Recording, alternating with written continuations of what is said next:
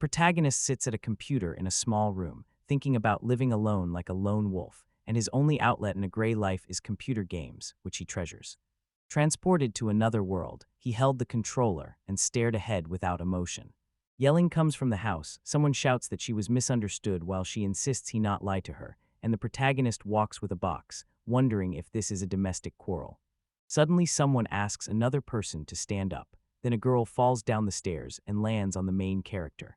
The main character's final memory before death is lying on the ground, staring straight ahead. The protagonist woke up as an old man, rubbed his head and said it hurt, and in front of him lay the decabin fruit with a hard skin and soft, juicy pulp. Once an adventurer, the old man ended up collecting herbs. When he woke in this body, he learned the owner's past. As a child, the owner had been thrown into the street to cut the family's food costs, and after arriving in the capital, he registered as an adventurer. Giving his all, he walked hand in hand with his comrades right after his dream. Despite his efforts, nothing paid off. His comrades abandoned him, and he was left completely alone. Even after taking the old man's body, the protagonist could not adapt to local life.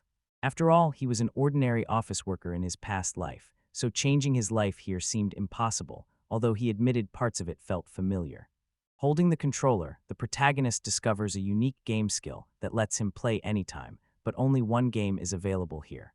This sandbox game lets you enjoy everyday life, offering a wide range of activities like farming, fishing, learning alchemy, and crafting your own equipment. Skills are common in this world, but the old man didn't understand the game's skills at all, so he hardly used them, even though he wasn't new to games. It's good for the protagonist that he knows how to use the skill. He receives the royal mantle. In real life, he kept working, taking the lowest-ranking jobs, living in cheap hotels, and playing games to kill time. That's how he spent the past 10 years. One night he had a strange dream. The main character rubbed his eyes and asked who the other person was, and the man thought it was himself from a past life and wondered why that person was dressed like his game character. Pointing at a panel, he smiles and considers where he is pointing. He wakes up beside the controller, unsure if he fell asleep during the game. Rubbing his eyes again, he says it was a strange dream, but remembers the place on the screen. This is the city administration trading post. It was definitely here. A girl with ears and glasses sits there. The game description says players can trade items with each other. For example, a player who wants to buy or sell something posts it on the bulletin board, and another player who sees the listing can make the deal so both benefit. Having never met other players in the game, he didn't go here when the system asked him to choose an item to sell. At last, the main character tries it out using the Apple selling function. The system asks the main character to set a price. The player considers what a normal price would be for this game. Try to set the lowest price. In reality, 3 lin equals 300 lin, but on the in-game market, it is 30 lin. The system tells the man his apples are on sale. He questions this when he sees his ad on the board and realizes they are listed at 3 lin each. Then the system offers to buy apples, and the man realizes he posted the ad and must buy them for a few pennies, so it does not matter, and he presses the controller button. Told there are insufficient funds in his account, he must insert coins to pay for the purchase, and a coin slot appears in the center of the controller. The main character considers what will happen if he inserts the coin, then goes ahead and does it. The system confirms the purchase is complete, and an apple appears in the protagonist's room, leaving him shocked to realize he bought it. This became his brightest moment. He reaches for the apple. A shooting star streaks across the sky. He should have found out about this earlier. The apple he bought in the game was the most delicious he'd ever eaten. Once he realized he could buy items he'd listed for sale in the game, he decided to visit the trading guild. Apologizing for the wait, the girl with glasses says she handles buying and selling the products, and the main character agrees to let her try his product before deciding to buy. Trying a slice of apple, the girl is amazed at how sweet it is. The guy realizes most apples in this world are sour, so he understands why she was surprised. She asks the man about the price and writes 3,000 line. On paper, the main character is surprised and thinks his apples will cost 2 to 3 times more. Explaining they only sell wholesale, she says they will pay 500 lin per apple once he brings more, and he agrees. The next day, the main character brings a barrel of apples, and the girl says he was here only yesterday. He replies that he brought a whole barrel today and asks whether she had been waiting for him. The girl refuses and hands him a note listing 25,000 line, which surprises the main character when he realizes it equals 500 line per apple, and he says his name is Akian. Labelia says she is pleased to collaborate with Acheon. The protagonist says he is happy too and keeps thinking about her name. Even as a guild adventurer, no one has ever asked him. The guild only cared about the finished job, checking the paperwork, and paying for the work. He was surprised to hear his name on someone's lips after so many years.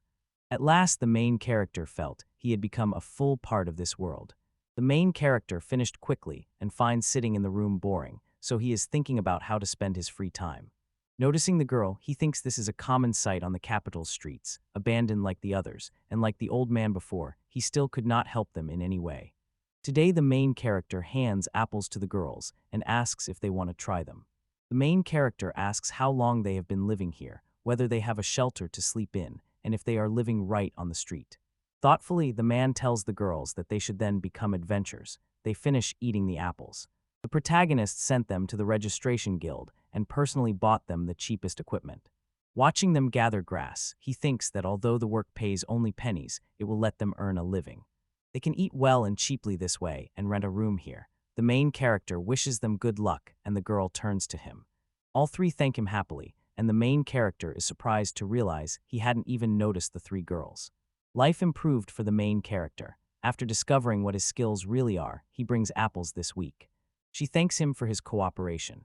As an adventurer completing guild orders, he used to earn 7,000 line a week, but after improving his skill, he began earning 25,000 line a week.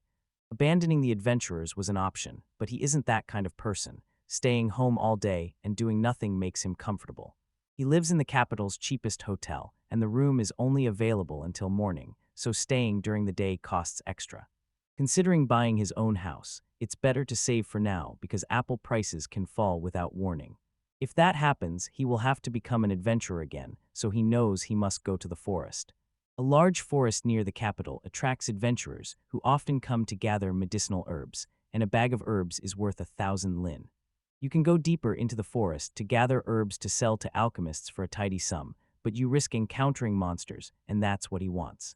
Knowing alchemy would have let him earn much more. In the game, you cannot brew potions because there are no herbs to use. He usually sold items from the game, but if he sold something from outside the game world, he enters into the system what it asks for. After pressing the button, the protagonist sees his bag of herbs begin to vanish. A medicinal herb is available. He devised a recipe for a low-level healing potion and sent the character to the alchemy table. The protagonist makes a low-level healing potion and is pleased he succeeded. He's deciding where to sell it. The minimum price is 150 LB per piece. Soldiers, hospitals, and adventurers buy most healing potions, but the first two have their own alchemists. While thinking about what it will mean to visit the guild tomorrow, he suddenly hears someone's voice. The man recognizes the same three girls, gives them apples, and tells them he has a few left for them to take. Back with the main character, the man waves to them and feels no regret about sharing with them. The following morning, she apologizes and asks him why he's here so early. Smiling awkwardly, the protagonist says he came to sell them weak healing potions. The girl thinks for a moment, says an appraisal must be done before the sale, and the man agrees. Knowing it is a weak healing potion, she offers 300 line for a bottle or 2,700 for all 9, and the man agrees. The price difference per bottle between the game and reality is 150 lin. For all 9 bottles that adds up to 1350 lin, and considering the time to collect herbs, it's not very profitable. Growing medicinal herbs himself in the game would be much more profitable. She says no and asks Zach Yan if he is an alchemist. Zach replies he is not. He only learned the recipe and managed to make such a simple potion. She tells him it's amazing he's served in the guild for so many years and that their work has finally paid off, and he thanks her but feels uncomfortable hearing that from others. Fortunately, they mastered alchemy just in time, so the long-serving guild alchemists moved to the hospital, but the western dungeon became so popular that potion supplies ran out. He agrees that they will be glad to work with him. Hearing such gratitude surprises him. Now the protagonist must mass-produce small potions. The girl says he has arrived just in time. He thinks it's very easy to make him happy. Even if he plants all the beds with medicinal herbs, they still won't grow. He figures he should probably hire workers, but he doesn't know anyone in the guild or keep in touch with his old comrades, while small children run past. Widespread poverty forces children to work from a young age to help their families or avoid losing their homes, and most, like him, earn a living collecting medicinal herbs for the guild. He tells the children it's always possible to take a risk, and one boy calls him an old man and asks what he needs, saying they are actually on their way to the guild and he should not bother them. Those herbs from them cost 1,100 lin a bag, but in the guild they'd only get 1,000 for it, and the boys ask if he is serious. He buys 5 bags for 5,500. Lin and the others thank him. They shout happily that they are lucky to be able to buy food. Noticing no one is around, he pulls out the controller. Each small healing potion costs 300 lin. Buying 60 bottles costs 18,000 lin. Total expenses come to 14,500 lin. A final profit of 3,500 lin isn't enough, and selling apples won't get him very far. He knows the capital gates are closed at night.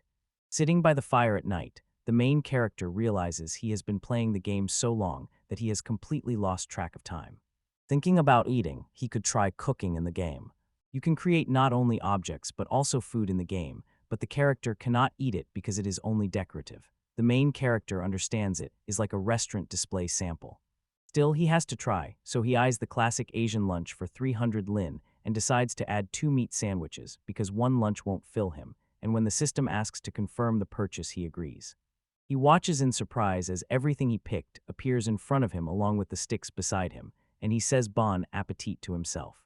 He bites into the grilled salmon, tasting a faint tang of salt, the sweetness of warm rice, and the tofu flavor of the miso soup spreading across the roof of his mouth. The protagonist recalls often having a similar dinner in his past life, but it was not as tasty. The main character moans with tears of pleasure because the food is very tasty, keeps eating until he finishes, and thanks himself for the food. But the man with a full belly thinks he feels good right away while someone talks to him. Surprised, the main character turns around, wonders what a woman's voice is doing in such a place, and asks who is here. A girl with a fan stands before him in a beautiful outfit, and smiling, asks why he looks so surprised. Confidently, the girl announces she is Framery's Grand Duchess, Leva Tonstra, and the protagonist, surprised, asks if she is a noble woman. Annoyed, Leva asks the man if he has heard of her, and he looks awkward because he has never met an aristocrat.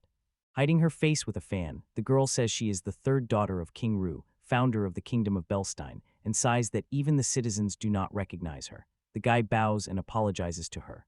He realizes that when someone angers the nobility, people here usually bow their heads to the ground to show repentance. Calmly, the girl asks the protagonist to raise his head. The man thanks her and is suddenly surprised to see she has no legs. Lava tells the protagonist he seems uneducated and says she will enlighten him, explaining that her father founded the kingdom and lived here 300 years ago. When he asks how she can be 300 years old, she says she's skilled in magic and has secret knowledge of immortality, and he thinks she is like a lick or a ghost. No need to fear her. He has no interest in his life force because he is already too old for this. More interested in his odd skill, she smiles sarcastically. The protagonist realizes she did see him. The girl asks the man if he was responsible for creating the pure white rice, and he agrees, so she smiles, folds her fan, and says she knew it. Seeing it in his hands, she hurried over because her father had always wanted to try this delicacy, and his silhouette appeared in her mind. Turning to the main character, she asks if he can cook it for him, and he is shocked but after a moment agrees and asks the girl to wait a little. Afterward, the main character offers her food, and the girl tells him he truly has a curious ability. The girl tells the main character to wait and starts to vanish, surprising him. She comes back without any food, and he realizes it happened quickly. She leaves 2 handsome round objects and tells him this is payment for his work, and he is surprised. He picks it up and asks what it is. The girl says she will know only after she tries it. Leva tells him it is time for her to return, and if he does not want to get wet, he should find shelter while she tells the king, the founder of this land, about the joy he brought. After they disperse, the terrain starts. The protagonist sits in a tent for 3,500 line, thinking his profit from the potion has evaporated. Studying the 2 berries, he considers whether to eat them or plant them in the game. They are a gift from the immortal princess, and he is even afraid to hold them. It seems she did not intend to harm him. You consider what he might plant as the man takes the controller. Studying his skills capabilities is necessary, and the minimum price for a golden cherry is 1. Lin, the man, is surprised at how cheap it is. He knows everything in the game is cheap, so he's willing in principle to sell this cherry. Setting the maximum amount would let him cash out a huge sum. Something tells him it's better not to do that. That doesn't mean it would especially hold him back. Either way, you can't call him a serious player. He sticks to medium or easy difficulty settings. Noticing new growth, he reads about medicinal herbs and realizes they have put out their first shoots, so maybe not everything is hopeless. The main character is deciding what to do with his life. For now, his main goal is to improve his living conditions, and he could save for a house by selling apples once a week. However, this is not all he wants, and he thinks about what else he needs, surprised that the adventurer's armor is ready. In this world, adventurers who skip combat missions are called iron-ranked and looked down on, and he is one of them. That doesn't mean it's bad for them. Neither he nor the old man enjoyed the work, and his efforts clearly did not pay off. The main character sits and suddenly realizes they both just wanted recognition. He remembers the girl's words about how they depend on him now that he understands the skill. It's time to claim the recognition he deserves, since that power only drives him forward. With no specific goal, dungeons are the obvious choice for adventure. The rain keeps falling. That night, the boy dreams of the old man's first encounter with goblins. They were assigned to escort a caravan. The team included 2 veteran adventurers and 3 new observers seeking experience, and they all agreed to complete the task and enter the dungeon. On this mission, he was dead weight. Surrounded by goblins, he couldn't move like the others. The boy checks whether the children are safe and can walk, and both agree. He offers his hand and asks them to stand. They have not spoken since. They have appeared at the guild a couple of times wearing fancy armor. This is how the split forms between those who move forward and those who stay behind. Watching his loved ones leave hurt the old man deeply, and a heavy weight settled in his chest as he began to cry.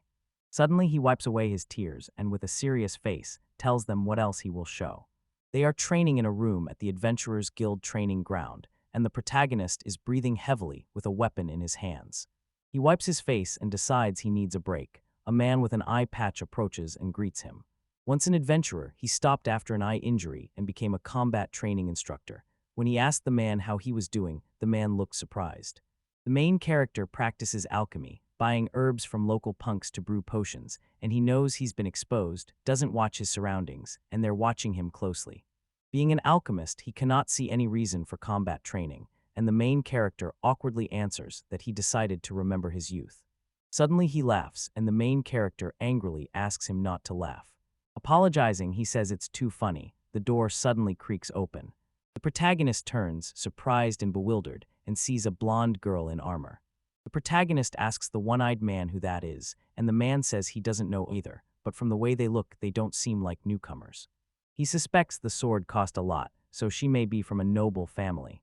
He decides to give up since it doesn't concern him, and after training at the training ground, he goes to a public bathhouse to wash off his sweat and fatigue before heading to the hotel. Walking home, the main character wonders what to have for dinner when someone approaches him.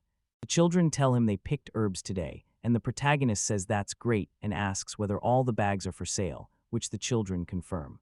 He realizes he cannot carry everything, asks if they can take it to the hotel, and they agree. The protagonist watches the children and realizes they want to be adventurers, and he hopes they can earn a living another way, though it's not his place to decide. Living in the cheapest hotel, he lies on the bed and thinks. Being young and adventurous doesn't mean he should give in to his emotions. He remembers a cheerful boy telling him they had saved up for a gun thanks to him. Holding the controller, the main character realizes he still wants to move forward. Busy brewing potions, harvesting crops, tending fields, fishing, and more, he works until night falls. Staring out the window, he realizes he's lost track of time again. While gaming, he could go into the city to eat, but he doesn't want to get up. Maybe buying something in the game will do. He had a classic Japanese lunch the other day and now wants tonkatsu. Right, Mrs. Framery gave him a golden cherry, and it must have already grown. The protagonist sees a golden cherry tree and realizes it has really grown. In a week, the tree grew far taller than the apple tree. Holding a cherry, he thinks it looks ordinary, just a cherry among golden-colored clusters. He decides to try it anyway and notices a moderate sweetness with a slight sourness spreading across his palate. He calls it delicious and thinks it tastes very similar to the high-quality cherries he tasted in a past life. After eating the second one, the main character realizes he had worried for nothing, but a sudden sound knocks him into a stupor. He wonders about the deafening ringing in his head as the system congratulates him. The main character gains 1 point of strength in his status and acquires the Daytime Wanderer skill, which surprises him. He asks if this is serious because daywalkers means vampires, but he knows it cannot be true since he has a fang. The next day, the sun shines brightly as he steps out, holds his palm toward the sun and sighs with relief because the sun has not become his enemy. He thinks daytime wanderers are vampires who are not normally afraid of the sun, so that does not prove anything, and there were fangs that appeared briefly and then disappeared.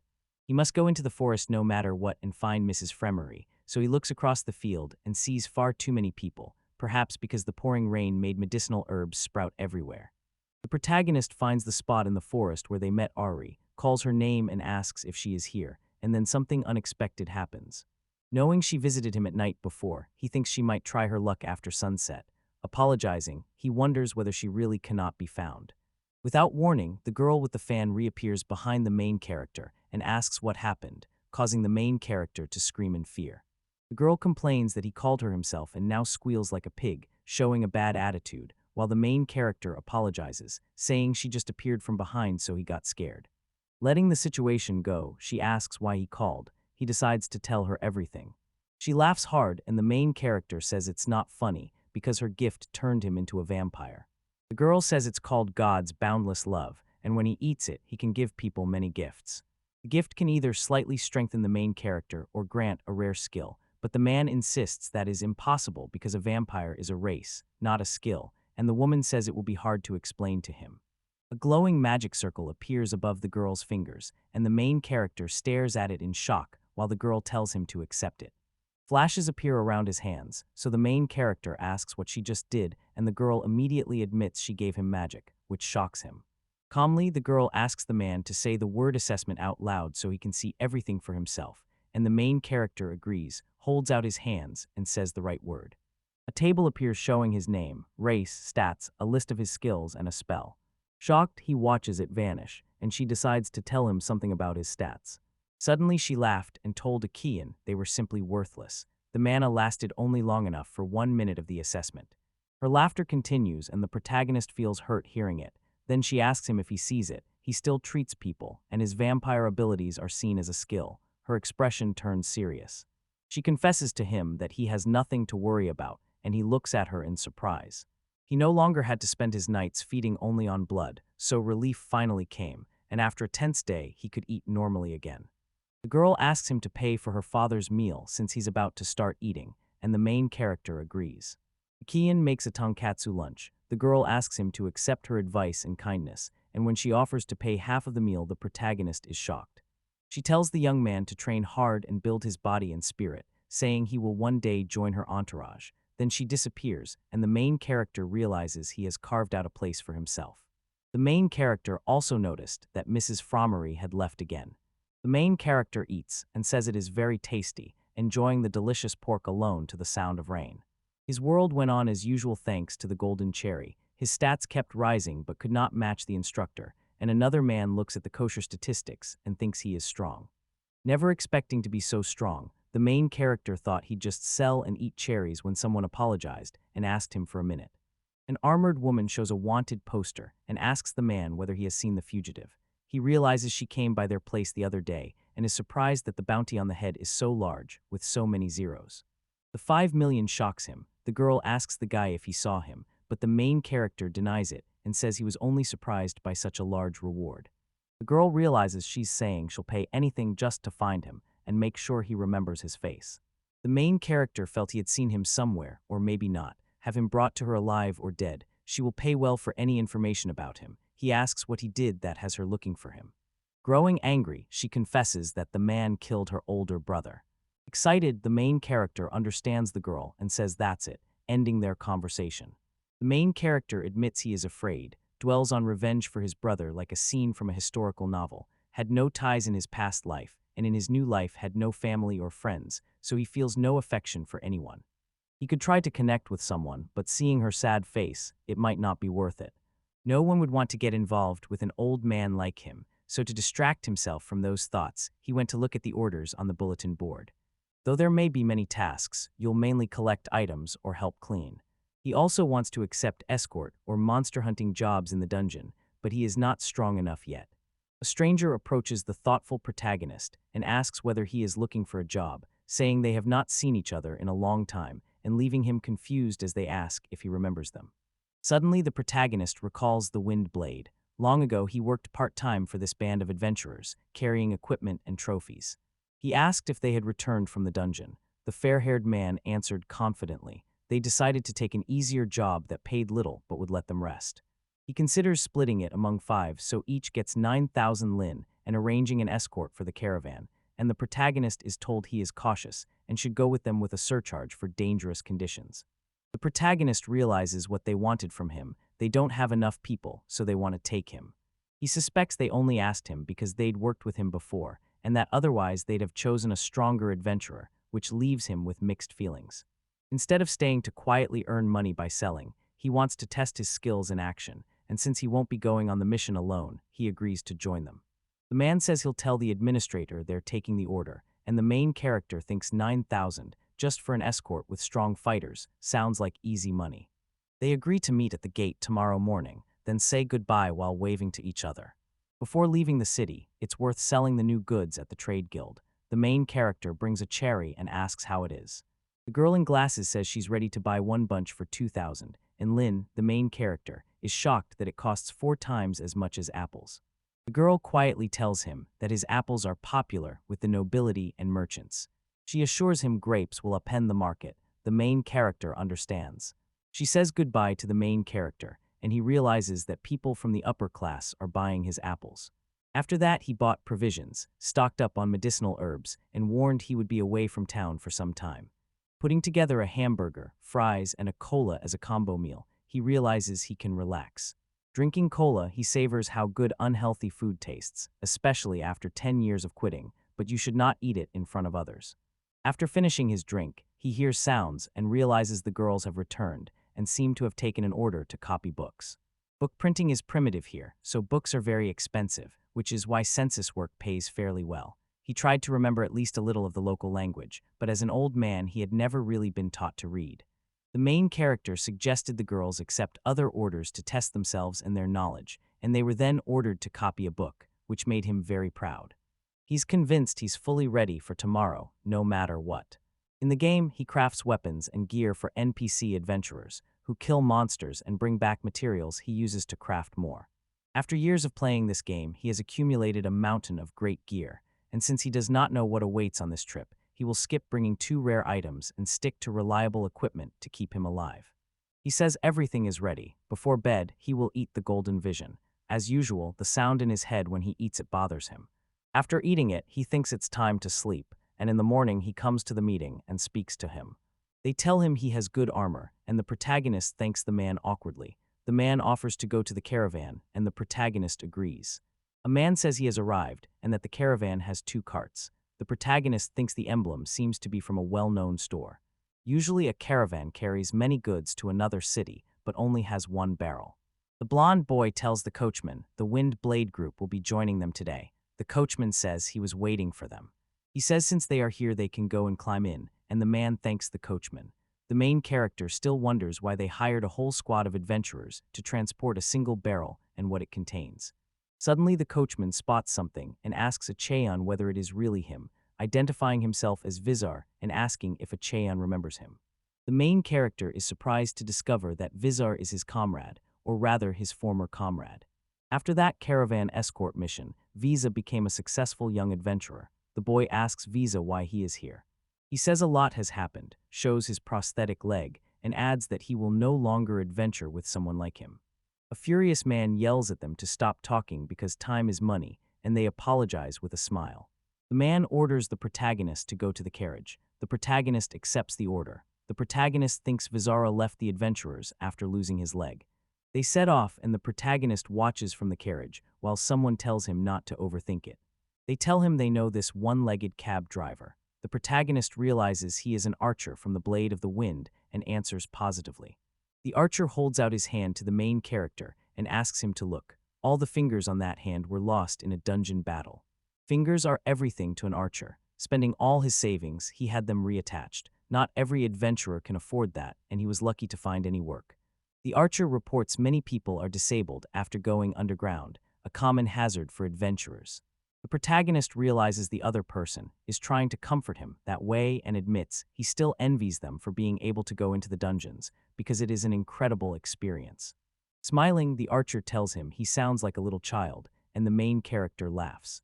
Seeing a visor like that, he was stunned. The weight of his own potential hit him, and he realized he did not want to stop, even if it seemed childishly naive. Since he wants to see this world with his own eyes, they will stop here to rest today.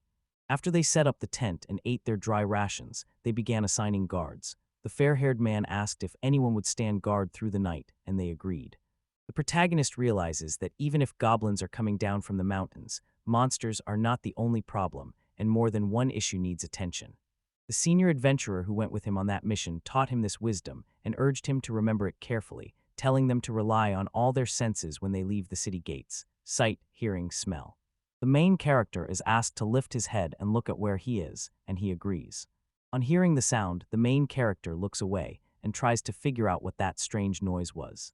He realizes he was noticed in that direction and looks toward the bushes where a clawed paw suddenly appears.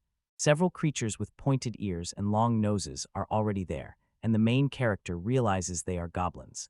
He shouts that there's an alarm. Goblins are right inside the camp, and the commander orders the adventurers to take up arms. As he thinks about it, the main character realizes he has never killed any monsters. Now he must kill. His grip tightens on the weapon. A goblin charges him, screaming.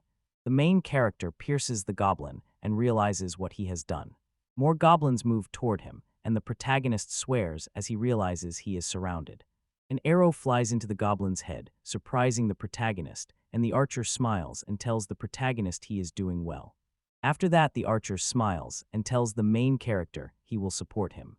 The main character is stunned and asks where everyone else has gone. There are too many goblins here for him to handle alone. The archer realizes the situation is complicated. Stay focused. A few more goblins appear, and the man swears again. After killing all the goblins, the main character grows tired, and the archer tells him he did a good job. Relieved, the man says it's good that it's all over. The archer says this is unfortunately only the beginning and points to the crowd of goblins. The blonde boy looks ahead, sword in hand, and asks whether they killed everyone. They think several goblins ran off that way. One of them says they should go after them, but it feels strange. The protagonist finds it strange. Goblins usually attack in groups of 10, but they were attacked by many more, and someone turns to him. He is told they are not being paid extra without reason and must watch for dangers beyond goblins, and suspects someone has planned a monster attack on their camp. Trying to figure out who it was, the man hears a sound and realizes it's only Vizar's voice. Then a cough makes him think someone attacked him. Approaching the cart, the protagonist addresses Vizar and notices a man with a hidden face standing beside him. The protagonist orders him to move away from Visor at once. He realizes someone clearly organized the attack. A bystander realizes the screen is coming from the wagon and must get there quickly, while a stranger is angry about it. A man suddenly bolts toward the forest. The blonde orders him to stop. The archer asks if the man is alive, but the protagonist says the more important matter is whether Vizar is alive. He shows his hand and says everything is fine. He only took a blow to the chest and will live. A strange man arranged the monster's attack just to get a barrel that would have been stored there anyway. The protagonist feels it's better not to know this, or he'll end up with many problems. A simple escort mission became a serious challenge. The goblin attack made the party more cautious, but after that night they reached their destination safely and were told he had helped them a lot. They say they'll get in touch if any work comes up, and the main character smiles and waves. Looking at the paper, he thinks he can cash the check at the guild. He doesn't know the hazard pay will be so high when someone approaches him. Vizar steps in front of him and offers to share a drink. The main character is surprised by Vizar's arrival. The main character tells Vizar he is out and says goodbye, but he still wants to tell him something. Vizar places his hand over his heart and asks Akihan whether he still holds a grudge against them. Thinking about the insult, the main character could tell him it's in the past, but instead answers differently. Akon tells Visar he is actually glad they broke up, then leaves while Visar watches in shock. These are stands in shock, and he knows they abandoned him themselves, so everything is correct. Someone comes up to him and asks if he is Visar and if he will answer a couple of their questions. Visar accepts that it was his own fault for following that lead like a fool. It's for the best they broke up then. He won't have to go through the same thing they did. Someone informs the protagonist that his total reward is 14,000 lin. He takes the bag of money, surprised. Counting for the return trip, his share of the 9,000 lin reward plus the 5,000 search fee brought in 2,300 lin per day. Financially, taking those orders pays better than selling potions and food, but the risk of death makes it not worth it. To earn more, he'll have to take orders from monsters or enter the dungeon, and he must decide if he's willing to risk everything for money. Holding the coin, he thinks adventurers do not face danger just for the money. The protagonist reflects on why he wants to become an adventurer. The protagonist realizes money is needed for a comfortable life, but if he chases only financial gain, he will miss the pleasures of living. He clenches his fist, wanting the joy of an adventurer's life rather than profit. His immediate goal is to send him on a safe, easy adventure if possible. First, he must find a carriage that will take him to the capital. Behind him, a girl calls to him. The main character is surprised when she says someone very important wants to see him. Eventually, he finds himself facing the girl who gave him the golden cherry and looks down awkwardly. Turning awkwardly to Faramuri, the protagonist asks what she is doing here. She has a favor to ask him. She asks him to take something to a place she'll tell him later, but he dislikes that wording and, even if she asks, doesn't think he can do it. Ari points at him and tells him not to forget he owes her. It seems she shared a useful spell with him. She says she must deliver something truly valuable that only she can rely on, because she believes his status lets him handle it, or because he wants her to check how strong he has become. The man realizes the woman guessed he had started growing golden cherries, and he says he does not think he can handle such a responsible task, so she calls him stubborn, and someone turns to her and tells her something while he sits in front of them. Ari stands up, raises his fan, and decides to do it. If he successfully completes her task, his rank will be raised from iron to bronze. Adventurers have 4 ranks: gold, silver, bronze, and iron, and because of his weakness, he did not consider seeking a promotion, though he regards it as a great honor and feels his strength is not enough to rise a full rank. The guildmaster tells him the guild will have no problem promoting him if he completes the task, and the man understands he will be there as well. The girl turns to Akihan and, with a grim expression, tells him that if he refuses now, she will not be able to be more lenient with him, and the main character agrees to carry out her order. The man walks away disgruntled and says Faramuri insisted he must go on foot, which is real torture for his old bones. This mission is simple: deliver an egg to a specific mountain. Someone told him it was the Dragon Lord's egg, the focus of old tales. Apparently it was stolen from the nest. After a long, painful search, the egg was recovered. It must be returned to its place, but that will be difficult because an unknown group of killers is hunting it. To confuse the hunters, he chose several false couriers to carry out the task. He could not understand why the country would go to such lengths to retrieve an egg, so Ari told him a story in response. Long ago, when the kingdom of Belstein was still small, the Dragon Lord suddenly attacked with only rage in his eyes.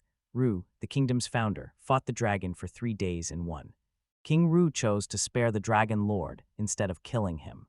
It was revealed that the Dragon Lord had come to take revenge on the kingdom because someone from Belstein had desecrated the remains of his kinsmen.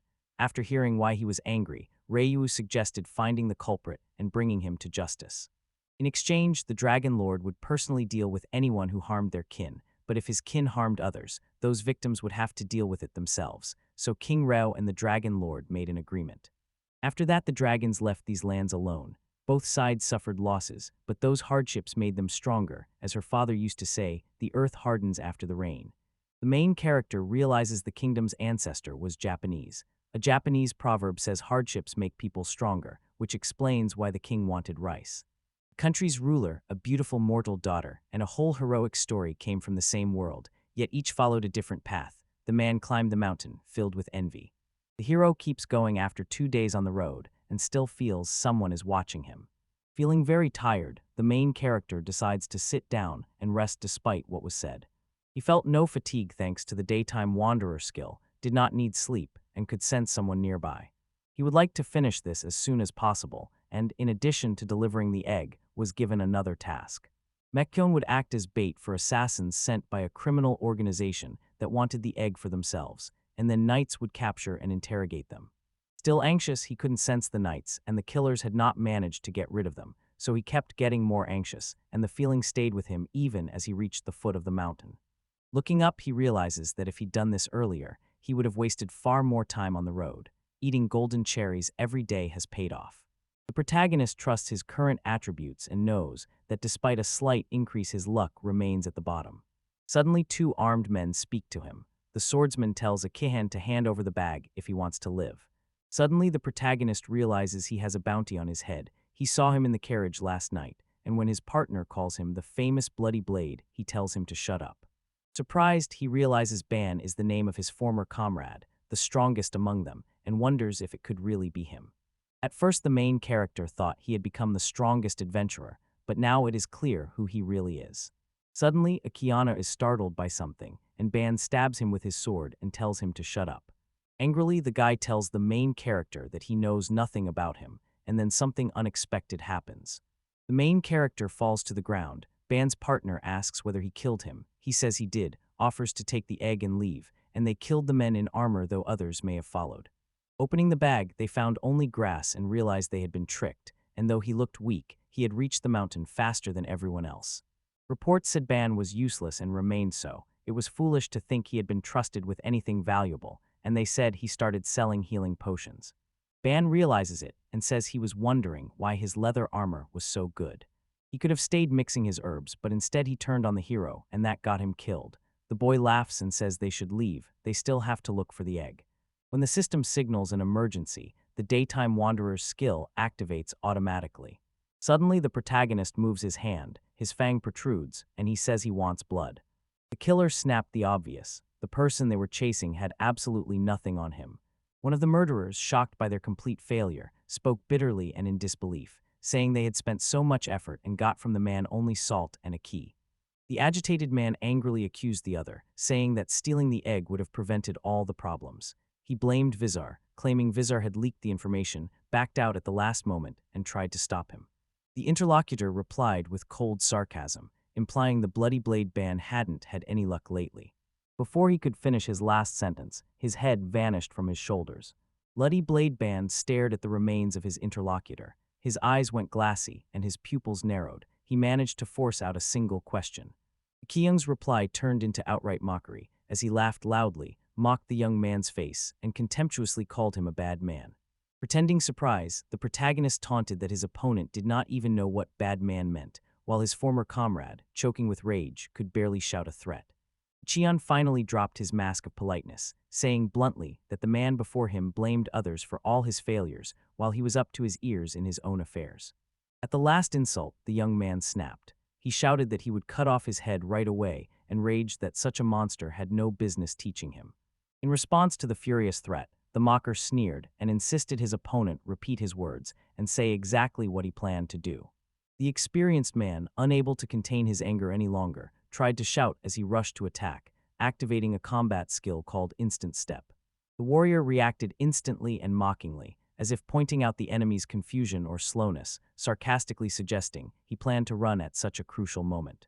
Furious, the warrior told the mocker to be silent and said indignantly that the Bloody Blade Band would never fear such a despicable person.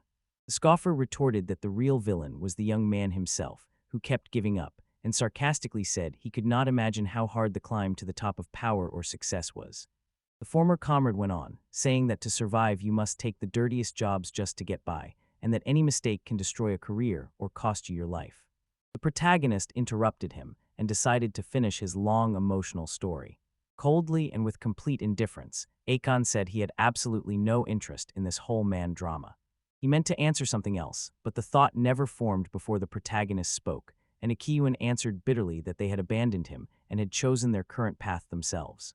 The veteran adventurer ended with a bitter remark, citing a familiar proverb to stress that what had happened between them, or by their choice, could not be undone. Those words made the former comrade lose all faith in himself, and he seemed to have nothing to hold on to. Defeated and trembling with fear, the man pleaded for mercy, saying he had a daughter. Gasping for breath and admitting his guilt, he kept justifying himself, saying his daughter ended up in the shelter because of his lifestyle and that he was to blame for taking the wrong path. Trying to reach the winner's conscience, the man asked in a trembling voice whether he would really allow a little girl to go through something like this, and warned that by taking her father away, he would condemn her to the same fate as both of them. The victor looked at the pitiful scene, sneered contemptuously, and coldly said how disgustingly low the Blood Blade Ban had sunk as he begged for his life. Cold and accusing, the winner shot back, asking whether the other man had ever thought about the girl he'd once taken from his older brother, calling out his hypocrisy. After finally losing all hope of reaching an agreement, the former comrade tries to strike. A sharp, heavy thud marked the end of the argument. No words were needed. The winner stood over the body in the silence, feeling a heavy, quiet realization that he had just killed a man for the first time. He reminded himself this man was not just anyone but a former comrade who had once stepped onto a slippery slope and gone too far, and the bitterness and weight of what had been done hung in the air. On waking, the young man realized he felt no emotions, This seemed linked to acting in self-defense or to killing a criminal. Only the lack of guilt troubled him, which he blamed on a possible side effect. Bitter and self-mocking, he felt his actions during the fight looked like an anime villain. Ban's fate came to his mind, and he noticed that only dust and something else remained of him. Ban's grim severed head was now a problem for him. He warned it would be impossible to carry the head in a bag because it would rot, and he suggested pickling it to prevent decomposition. A new thought hit him. He pictured vampires and wondered whether they could turn humans into their own kind as an alternative. After discarding his earlier ideas, he suddenly saw a solution and hesitantly said there was a better way. Grinning slightly, he sent Ban's head, though dead, into the game. The guest surprised him because he had not expected a person could be placed there, and he was glad the method worked. He tested the core of his plan. All items placed in the game remained fresh and in perfect condition. Satisfied the danger had passed, he decided it was safe to remove the egg from the game for his own use. A system window appeared, offering the other player the option to buy the Dragon Lord's egg. He remembered he had kept the egg in his game from the very start of the journey to keep it completely safe and undamaged. They heard her say with satisfaction how useful his skill was, and then he remembered the woman who warned he would pay with his life if anything happened to the egg. Cheon assessed the situation, scanned the area, and silently reported that no enemies were nearby. A huge shadow falls over him. Caught off guard, the protagonist looks up. A booming human-like voice reaches him, and he hears the word human while a huge tail stretches into view. A large dragon spoke from behind the voice, asking the hero in a menacing tone whether he was a messenger from the king's daughter and trying to learn his identity and motives. The dragon asked whether Akon had come to return the egg, and when the dragon lord himself stepped forward, Akon screamed, admitted the egg was his, and gave up his claim. Using psychokinesis, the dragon lord drew the egg to him, and the man finally realized the egg belonged to a powerful being. The huge creature turned to the hero. As a reward for returning its cub and destroying the despicable thieves, it promised the hero one answer. The dragon began to explain, pointing to the hero. He explained why the man he'd bitten had crumbled. The man was not worthy of mixing his blood with the king's. The dragon warned that the hero's bite could produce ugly offspring in the unworthy and urged him to be careful. At last the dragon lord spoke his farewell and called the man the bizarre night king. Alone, the hero realized with horror how much the creature knew about him, and fear gripped him. Relieved and drained, he sighed as he realized how exhausted he was after everything. At last, after a long, difficult journey, he returned to the capital. At a familiar place, a young girl called his name joyfully. Kihan said warmly. The girl also noted that his journey had not been without adventures and was genuinely happy to see him return safe and sound. She asked enthusiastically whether he had brought grapes, assured everyone they would sell out immediately because customers were already eagerly waiting, and added that Liberia had been eagerly waiting for them. Kihan muttered that selling a couple more boxes of grapes would let him save up for a house, but his thought trailed off before he decided what to do next. The woman asked whether he had come to sell healing potions that day. In answer, he said no and that he had another purpose. Cold determination in his eyes, the hero declared he wanted to meet the man who had placed a bounty on Ban's head. Kian suggested meeting the customer who had offered a reward for the criminal's head. She asked the question again, and the protagonist still did not understand why she seemed puzzled. Concerned, she asked if he was afraid to meet the noble client in person, cupping her hand over her mouth so bystanders would not overhear, and the adventurer understood where this was going. Not wanting to take risks, he answered a question with another about whether he could get the reward. Surprisingly, it worked. The girl arranged a meeting with the customer. The hero, with mild irony, asked whether this woman really frightened everyone here. The scene moved to the guild's reception room. The noblewoman addressed the hero, who had just arrived, and began a conversation based on the information she had received because he had come to discuss her order. Kiyang agreed, thinking the woman looked stern and strict just as the rumors said, and a slight awkwardness hung in the air. Realizing he needed to take control and skip the pleasantries, he asked her to get straight to the point. He opened the box and reminded her of the order to deliver the criminal alive or dead, implying he would meet those terms, and the noblewoman reacted at once because she had not expected to see the head of the Bloody Blade Band. The nearby adventurer erupted in anger, sarcastically accusing Akiana of trying to cheat him, claiming she had slipped in front of a ragged corpse and passed it off as Ban's head to grab an easy 5 million. Cheon kept icy calm. If he believed it, nothing would change his mind. He made clear he did not like being accused of lying. Admitting his low status as an adventurer, he challenged how certain they were. Noting their unwillingness to continue the argument, he turned and announced his departure. There were no further arguments or excuses. As he steadied himself and began to put his head back in the box, he was abruptly stopped. The noble woman muttered uncertainly that she had no doubts, her voice trembling as she raised her hands to her head. She held the head and knew it was Ban's bloodblade, confirming it was genuine. After her assistant tried to stop her, the noblewoman issued a cold apology for her subordinate's rudeness and ordered a guild representative summoned, offering to pay a reward. The noblewoman turned to the armored man and ordered that if anyone doubted it, he and the whole detachment would set out at once to find the real criminal, and they would neither eat, sleep, nor drink until they found him. She turned to her companion and said they would also have to bring the head of the man who had killed her brother. Revenge was her only motive. The protagonist thought the aristocrat could inspire fear. Meanwhile, the subordinate turned to her, swore he had never doubted him, and humbly asked his mistress for forgiveness. After the meeting, he and the guild representative began drafting the documents. They instructed the protagonist to place the seal in the correct spot. Once the seal was placed, the deal was considered successful. Once everything was confirmed, the order was completed, the band's head was handed over, and the employee politely thanked Isekai'D for his work. After the formalities, she asked the adventurer to stay, and he agreed. At the same time, the noblewoman listened closely and remembered the name of the warrior who brought her the head.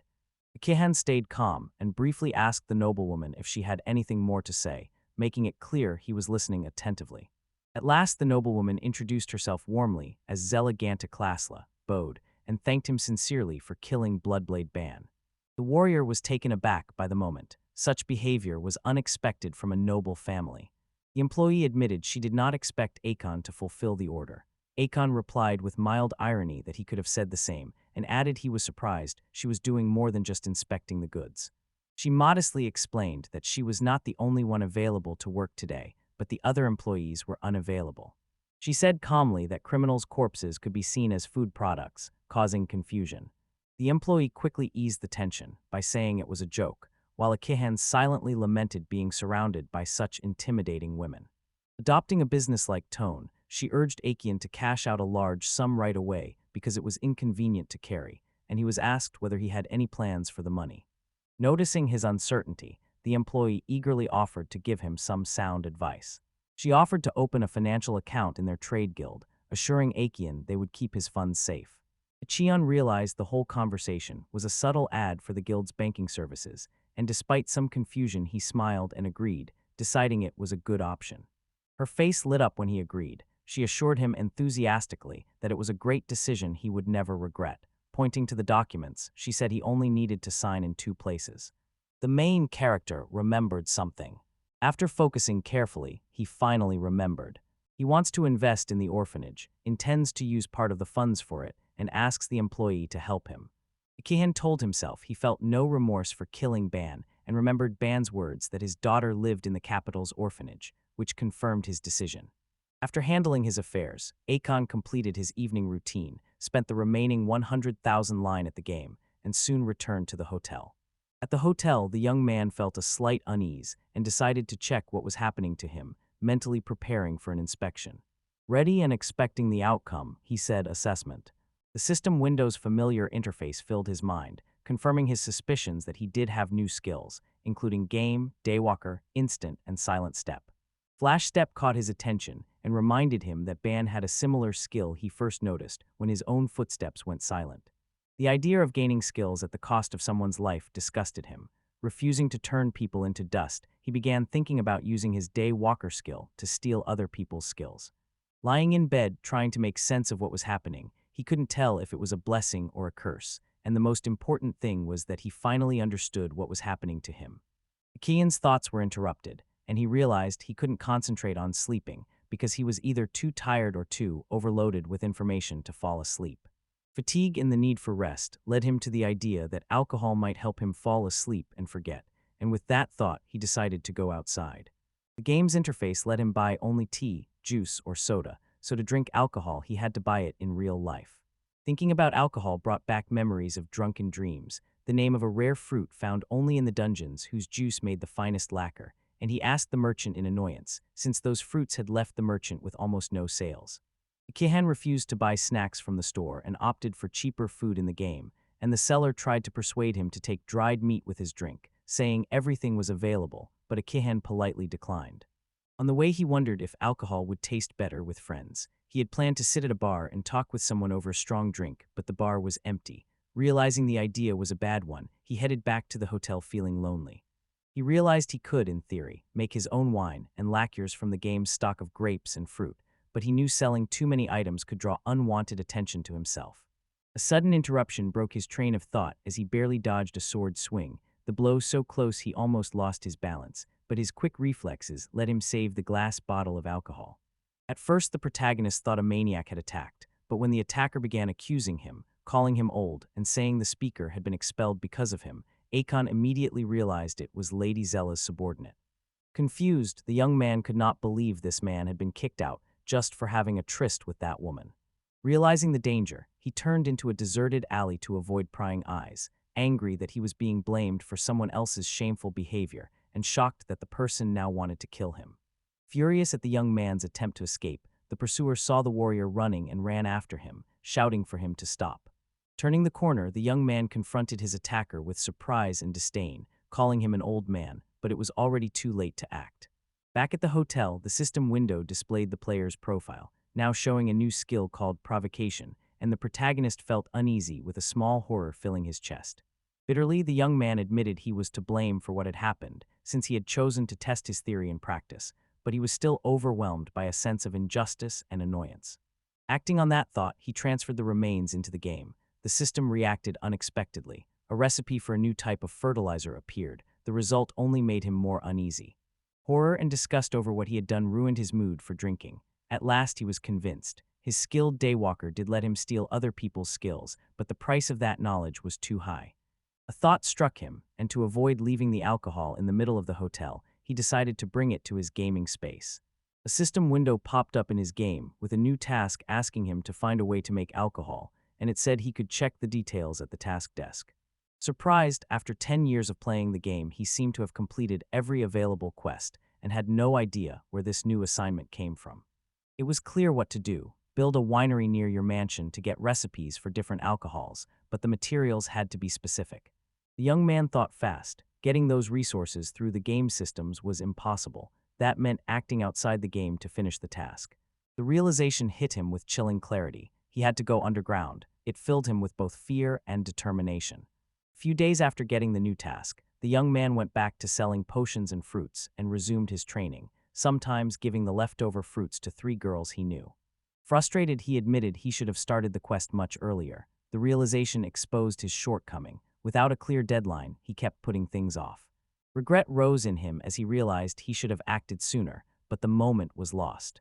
After thinking it over, the final decision came. He would still have to go to the dungeon to complete the quest. Akon sneezed loudly while holding the joystick, looked away from the virtual reality, and glanced around. A wind blew through the room. He didn't notice it had grown cool, which made him sneeze. With the season about to change and the expedition drawing near, he hurried his preparations. He knew the sooner he started, the better. Renewed determination made him check his gear. Everything was in perfect order. The needed items were ready and packed, and he felt fully prepared. His journey aimed for a western city, near the dungeon he needed. Shouting it aloud to lift his spirits drew the attention of nearby passers-by. Shouting it to steel himself, he immediately felt awkward about what he had said. As the carriage set off, he estimated the journey to the western dungeon would take about 5 days. Akon considered how many days he could cut from the trip. This time he chose to walk to the destination, relying on his own strength. Akon ran the whole way, viewing it as a chance to test his endurance and strength, and he raised his fist proudly, confident about the upcoming adventure. At some stops, the main character rested and happily played with the joystick he had grown used to after so long. Only by sweating properly could he fully relax. Intense training on the road helped. The downside was that every workout produced a lot of sweat. This was not a problem. During a pause, Akon discovered something useful. Anything placed in his game space became perfectly clean. He used it to clean his towel and armor. The items were not repaired, only cleaned. Despite the long journey, the adventurer ate his daily portion of magic cherries to boost his abilities. Peering into the system window, he saw his status had improved. Double strike had been added to his skills. Akon realized that steady daily effort, like eating cherries in training, was far more effective. After finishing his daily chores, the man pressed on with determination. Relieved, he still had a long way to go. After about 3 days on the road, he finally reached the new city's edge. Its size and development impressed him. Achaean, who had visited the capital, thought it was almost as large. First, he went to the Adventurers Guild, completed the confirmation process, received a registration card, officially recognizing him as a bronze-ranked adventurer, and politely thanked the official. Noticing winter was approaching, the guild member asked Achaean if he really planned to enter the dungeon now. Achaean confirmed his intention and asked whether the season affected the dungeon's characteristics. The employee said that snow and winter cut the number of above-ground jobs, so dungeons sheltered from the weather attract many more adventurers and get very crowded. The employee urged Achaean to book long-term hotel accommodation in advance while rooms were still available and offered a special rate from the Guildrun Hotel. The protagonist noticed the guild employees increasingly reminded him of the sales consultants in modern stores who excel at selling services. He reached the dungeon entrance and saw people going in, then studied the structure, a beautiful arch that drew the eye. Achaean also noticed the dungeon belonged to the local ruler, but was managed by the Adventurers Guild, and remembered newcomers were usually given the rules before entering for the first time and required to show a registration card. He scanned the strict rules on the wall, which required card registration at every entry and exit, and finished with a short, wavering warning to be careful. At the dungeon gates, the protagonist felt a surge of excitement as the dream he had once abandoned finally came true while he prepared to step into the unknown. Entering the dungeon, Achaean felt a strange tension and a heaviness in his stomach. The place was a tangled labyrinth of dark, gloomy walls, and the sounds of battle came from every direction, making the air oppressive. Tense at first, he felt a surge of excitement as he moved forward, overwhelmed by emotion, and the warrior knew he could not stop and had to keep going. Rounding the corner, he heard monsters and peered out quietly to avoid making any noise. He spotted 5 goblins who hadn't noticed him. Achaean braced himself, sure he could handle them. Buoyed by that confidence, he decided to act from an ambush. After dealing with the goblins, he breathed a sigh of relief. It had been easier than he expected because the element of surprise had worked. Surprised, he saw the goblin bodies had turned into magic stones just as the rules said, and puzzled, he began to recall everything he knew about the dungeons. Turning corpses into magic stones proved very profitable, and emboldened by his success, he wondered how far into the dungeon he could go and how much he would earn. Knowing the place was dangerous, Achaean told himself to stay cautious and not act rashly, since his goal was not to rush into finding treasure. A strange sign caught his eye, and when he moved closer he realized it was a portal that returned to the dungeon entrance, with one like it on every floor. Achaean saw the portal as a save point in a video game, decided he had done enough training for the day, and appreciated that he could return to the entrance and later go straight back to the floor he had reached. After totaling the first foray, he found 5 slain goblins had brought in 3,000 lin from magic stones, which felt insignificant, so he realized he needed to go deeper to earn serious income. He also realized that more monsters would make it hard for him to survive alone. Noisy adventurers interrupted his thoughts. Someone kept saying their group wasn't fit to work together, but the main character ignored attempts to persuade him, treated the conversation as unimportant, and carried on. After hearing the address and wanting to avoid new problems after the last incident, the old man chose not to interfere and quietly slipped past the disputants, firmly resolving not to get involved in other people's squabbles anymore.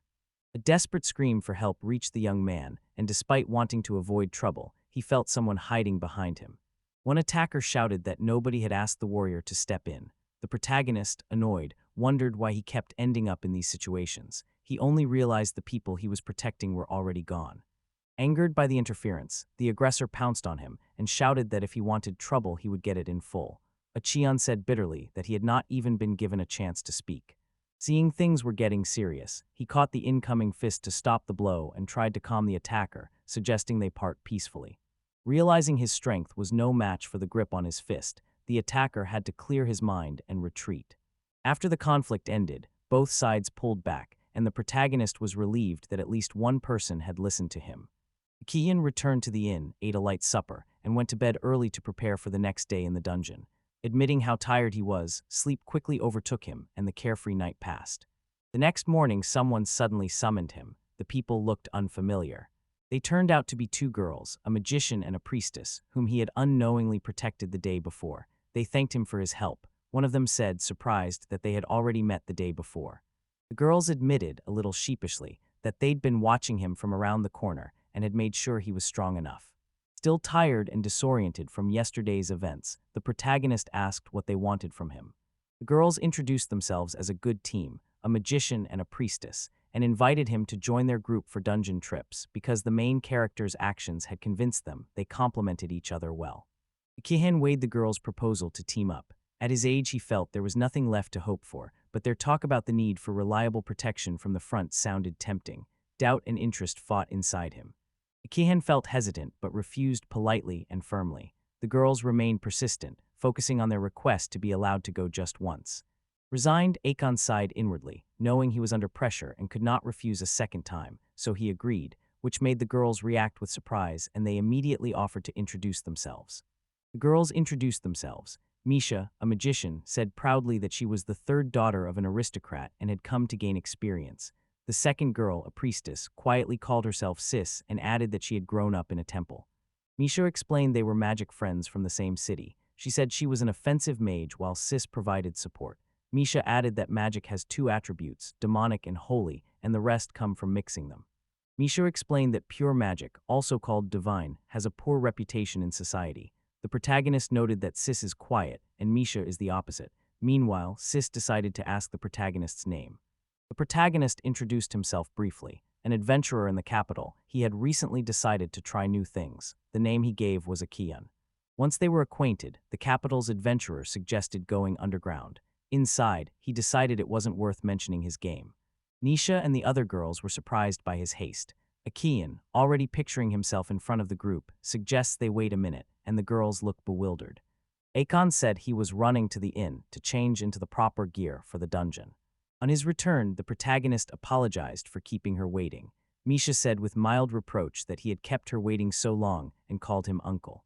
Seeing his new equipment, a mace and a shield, the girl watched as Misha, surprised, asked whether he had left his spear and other gear, and warned that dying in the dungeon would cost him everything, while Akian only smiled reservedly to show he knew the rules.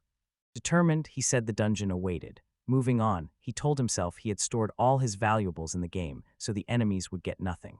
Eventually, a problem emerged. The main character had become so used to fighting alone that he faced all the opponents himself and kept all the loot, leaving the girl no chance.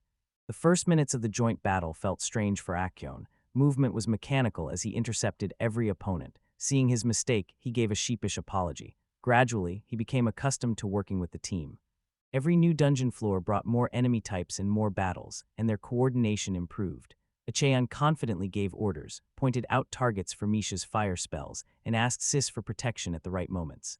A monster leaps from the darkness and bites the real adventurer's hand, but he stays calm and handles it skillfully.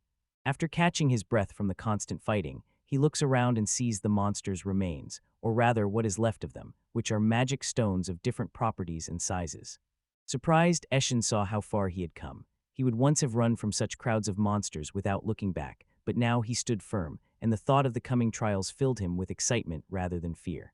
Checking his status in the game interface, he compared his stats to the guild instructor and realized his level already exceeded the instructor's, which pleased him. As Akian descended, his confidence grew. In sync with the group, they turned skirmishes into a smooth, clockwork operation that moved the team forward. After finding the stairs to the 6th floor, the protagonist suggested a short rest before the decisive dash down into the dungeon's depths. Expecting the next fight, he looked back. The girls answered with low groans, exhausted from non-stop fighting, heads down and moving sluggishly. Sis, pale and trembling and barely able to stand, kept telling herself she wanted to go home, while Misha spoke loudly to show her disapproval, squeezing her staff until her knuckles turned white. One complained about the goblin's looks and Sis said she was tired. Akian, surprised by their condition, asked, seeming unsure, whether they wanted to retreat. The girls only looked at each other. Akon quickly sized up the situation. The girls were at the limit of their strength, while he could keep fighting for a long time. Deciding to fall back, he reminded himself he already had a decent amount of magic stones and could stop there. Cheon confirmed his decision and said aloud that they were done for the day. Hearing the end of the sortie, Misha and Sis weakly but joyfully thanked the gods. They were very tired. At the guild, the clerk apologized for the short wait and handed them their pay from the magic stones, which looked impressive with the coins stacked into a small pile. After they counted all the coins, the total was impressive. They each had 20,000 line. The girls were pleasantly surprised, and the main character cheered up when he heard the amount. Lost in thought, Akon believed the number and quality of magic stones rose with each deeper floor, and expected even more at the deeper levels tomorrow. when a familiar voice called and interrupted him.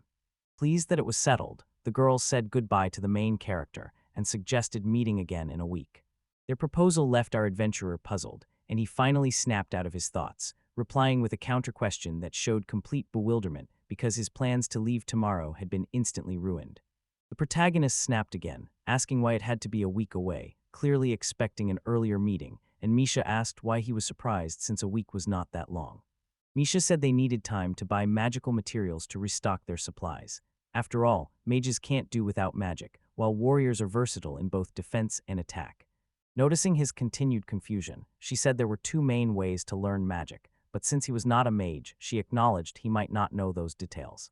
The young mage explained that both ways of learning magic let you imprint a spell's mechanics in your mind as a magic circle. One way is learning from an experienced mage. The other is buying the necessary components from a magic guild. Cheon remembered seeing a similar magic circle when he learned the appraisal spell, but he had not paid it much attention then, and now the meaning was starting to form. She stressed that after learning the theory, steady practice was needed to make magic automatic, especially attack spells that required instant, precise activation. Training was mandatory. They need a week. Misha needs it for shopping and practicing magic, and Sis needs it for intensive prayers at church because her holy magic depends on the strength of her connection to the deity. Without that, they could not work effectively as a team. Once he grasped the essence of their thoughts, he agreed with them. Their reasoning was more than objective. Akon remembered walking the path from the guild, and often seeing mages and warriors arguing heatedly over what looked like the same organizational issues, and now he understood and everything clicked into place. Forced to change his plans, he considered waiting all week. Although he understood the girls' position, their magic required preparation, so simply waiting felt irrational. After a moment's thought, Akian said hesitantly and suggested shortening the preparation period because he did not want to lose a whole week, especially without effective trips to the dungeon. Sis protested firmly, saying she urgently needed time for prayers. The period could not be shortened. Misha, looking at the priestess, agreed, and the protagonist realized the schedule was fixed and could not be moved. He reviewed his options and decided there was no reason to fit someone else's inconvenient schedule. The group had been useful, but this approach was tiring, so he needed a different solution. Suddenly he realized he didn't have to stay in the hotel and wait for the two young magicians, so he made up his mind and offered them a compromise. He laid out the plan clearly. The mages would prepare for a week as planned, and in the meantime he would continue to explore the dungeon alone. If by the time they met he had lost interest in going together, the blame would be on them. He asked if they were okay with these terms. After the conversation tired, he went up to his room. Outside it was already dark and lights burned throughout the building. Back in his room, he sat on the bed and lifted his head a little. Exhausted, he sighs. The day has drained him mentally and physically. Thinking back on his adventures, he wants to forget them and just fall asleep. The last conversation left him especially exhausted because the young mages agreed to go to the dungeon alone for a Kihan, and although things turned out fine, the tense atmosphere put him in a bad mood. Recalling the conversation, the main character grew indignant, convinced modern youth had lost respect for their elders and that they had asked for it while he still had to make concessions to them. Tension and unpleasant thoughts buzzed in his head and kept him from concentrating. In moments like this, Akian turned to a sure stress reliever, tasty food. Without thinking, he pulled 20 golden cherries from his supplies. They looked very appetizing. That evening, he opened the system interface and scanned the full stats list, annoyed that the luck parameter still wouldn't budge. This made him think his bad luck was somehow linked to his tense or difficult encounters with other people. Putting those thoughts aside, he decided it was not worth worrying about them now. The important thing was he had planned to explore the dungeons alone. Determination made it clear that it was time to try his long-awaited gear, and he was ready the next day. Eshin donned a full set of solid iron armor, felt its weight and steady reliability, and knew it was perfect without a single scratch. Determined, the protagonist promised he would go as far into the dangerous dungeon as he could. It was time to test his limits alone. On the 6th floor of the dungeon, the protagonist stood alone, preparing for new trials as thick fog wrapped the stone vaults. The walls were dark, and the air felt oppressive while distant footsteps echoed.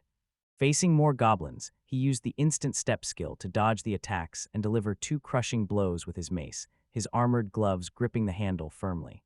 Killing monsters faster made hunting more effective than on his first trip, and magic stones of different colors and sizes lay scattered around, and collecting them is a pleasure.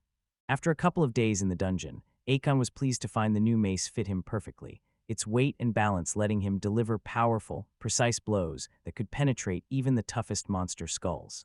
Heavy iron armor reliably stopped fangs, claws, and even stray arrows. Skills made up for the loss of mobility. He became an unassailable tank. Achieving that balance was a major accomplishment for the main character. A single torch lit the dark dungeon, and it was enough because the real benefit of being alone was not armor or weapons, but that no one bothered him or watched. He could take a break whenever he wanted. If no strangers were nearby, it was a safe haven that gave him no trouble. His armor came as a full set but was removable, so it didn't bother him. While paused, Aekian first hid the heavy loot, the magic stones in his game inventory, then, pleased, laid out a lavish table of game store delicacies in the dungeon, leaving only a check of the surroundings. Biting into a juicy chicken, the main character enjoyed a hearty dinner, and refreshed by the virtual luxury, returned to the gloomy corridor full of energy as the game turned a harsh hike into a comfortable adventure that pleased him. After a while, he came upon a huge door flanked by 2 torches, and though he'd never seen one, he had heard of it, so he had a rough idea what it was. A massive door carved with ominous runes loomed before him, and by every sign he knew it was the boss's lair, leaving a fork in the path where he could stay on the floor or go through the door to face the boss. Cold fear gripped him for a moment, and the urge to run grew stronger. He stepped back without thinking, clutching his shield and facing a hard choice that needed careful thought. The protagonist straightened immediately. Having made his decision, he refused to let fear win, so he walked confidently to the door and began to open it as the heavy metal door gave way to Aekian's strength. Hordes of goblins filled the room, several different types among them, some holding shields, some daggers, a couple of mages, and they wore different armor, light armor for ranged fighters and heavy armor for strong warriors. He slipped behind the wall and peered around the corner to take in the whole situation.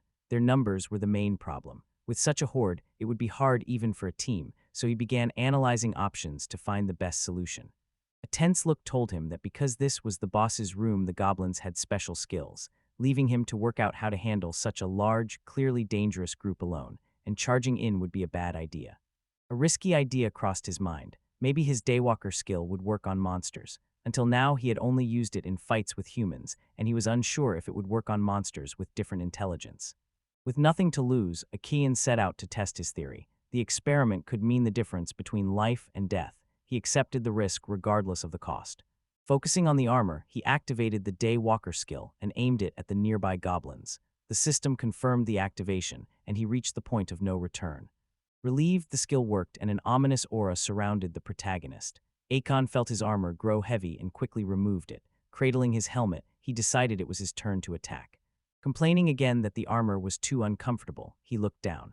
The skill wanderer had slightly changed his face. His ears were a little pointed, and one tooth had become more like a fang, as if it was no longer Aekian.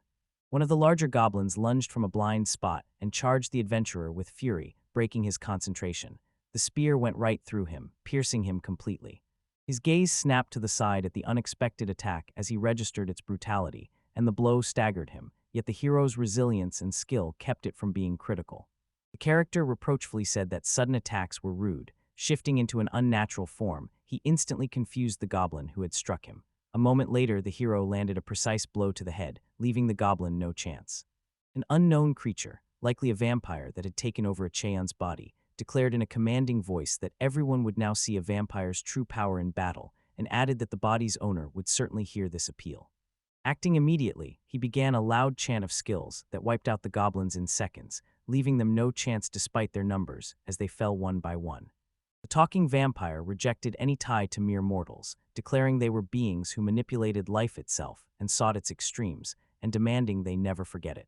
The tone softened. The voice said that was all for now. Then, as if remembering, it urgently recommended studying at least some magic. He added that only then could they learn how to resist her. Relief washed over the protagonist as he realized he was returning to his body. The Daywalker skill switched off, and Aekian confirmed he was back in his body, with his ears and teeth looking the same as before, yet he still felt agitated and his thoughts were muddled. Stunned, the character called out, asking what had happened as he stood in the middle of a room, completely covered with magical stones that sparkled in every color of the rainbow. Aekian wondered whether his daytime wandering came from his own 8th grader syndrome, and whether it meant another personality lived inside him, one of his own. He admitted this was the only logical explanation he could think of, since the vampire's extensive knowledge of vampires and their methods was not available to him. Lost in speculation, he spoke aloud. After a while, he wondered whether there was any point in thinking about it now. Realizing he had already answered himself, he continued. First, he decided to determine which skills should be added based on his assumptions, so he placed his hand on the magic circle, and it responded immediately. A system status window appeared instantly and showed all the information, with strength 105, health 130, speed 56, magic 43, and luck only 5. Beyond the usual stats, Akian was surprised to find his skill count had risen sharply, which made him suspect skill stealing wasn't limited to humans, and when he examined one skill, he was taken aback. The skill embarrassed him, and he panicked, saying he had no dating experience so it was useless, desperately wanting to stop it and searching for anything that would disable it. After a while, he breathed a sigh of relief because he had found a way to stop the effect and seal the skill, and with the problem handled, he saw the other skills were useful and could be left alone. Next, he started collecting magic crystals scattered across the floor. The thought of coins lifted his mood, and he talked happily about money and the harvest. The work did not tire him and instead motivated him.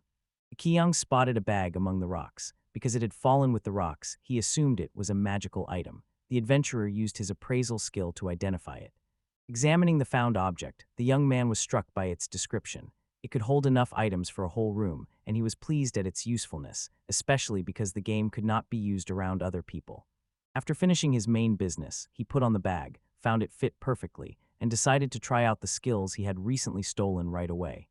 Kihen readied the fire arrow spell, aimed at the spot Misha had indicated, marked the target in his mind, and fired, the arrow streaking away at high speed with a trail of fire behind it. Approaching the wall, he noticed the difference in training that Misha had mentioned. The blow had damaged the wall, but his strike landed elsewhere, and he realized he would not reach the expected result without effort and adjustment. He sighed. Looking back, he realized almost a week had passed since he agreed to meet the two mages to continue exploring the dungeon, and he still needed to finish preparing for that meeting. Akin preferred being alone, but he had already promised and could not refuse, and he admitted company could sometimes be enjoyable, so with a small smile and a quiet resignation he prepared to go back. With a raised fist, he shouted that he was already coming back, lifting his spirits as he walked back toward the dungeon exit, and the path was longer but uneventful. Back on the surface, the adventurer saw it was a clear, ordinary day. A few small clouds drifted across the sky. The guild was at its usual pace, so he could easily go inside and look around.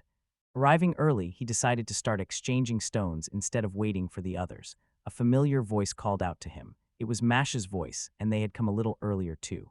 Easing his usual tone, Akien says he did not expect to see them so soon. Looking closer, he notices something unusual. The protagonist trails off, completely bewildered.